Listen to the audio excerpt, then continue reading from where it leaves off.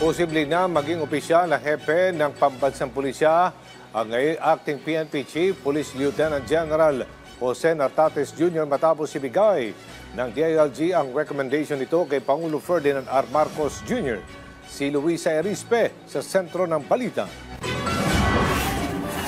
Isinumiti na kay Pangulong Ferdinand R. Marcos Jr. ang rekomendasyon para maging opisyal ng hepe ng Philippine National Police si Lieutenant General Jose Melencio Nartates.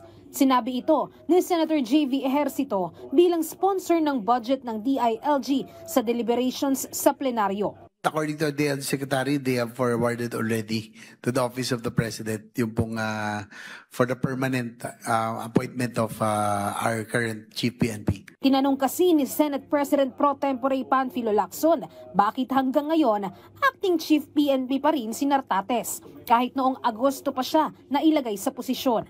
Why is General Nartates still acting Chief PNP? Don't get me wrong, I have not spoken to General Nartates, no. Not to mention that he used to be my aide-camp when I was Chief PNP. Hindi kami nag-usap dito. I'm just asking out of curiosity.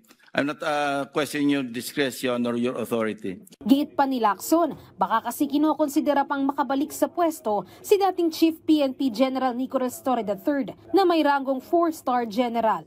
Is there still a plan to reconsider General Nick Torre to be recalled as CPNP? That's why General Nartates is still acting? Matatandaan na si Nartates ang ginawang acting Chief PNP nang umalis sa pwesto si Torre, bagamat 3-star lang ang general. Inilaban naman ni Lacson na hindi rin issue ang rango para maging Chief PNP. Nagbalik tanaw pa siya na noong umupo siya ng hepe ng pulisya, hindi rin naman niya agad nakuha ang 4-star general na karaniwang rango ng mga hepe ng PNP.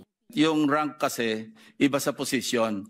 He can be full-time Chief PNP if the NAPOLCOM feels that he is fully qualified with three stars on his shoulders. No, it doesn't matter. I was Chief PNP with 2 stars at first, no, and then 3 stars.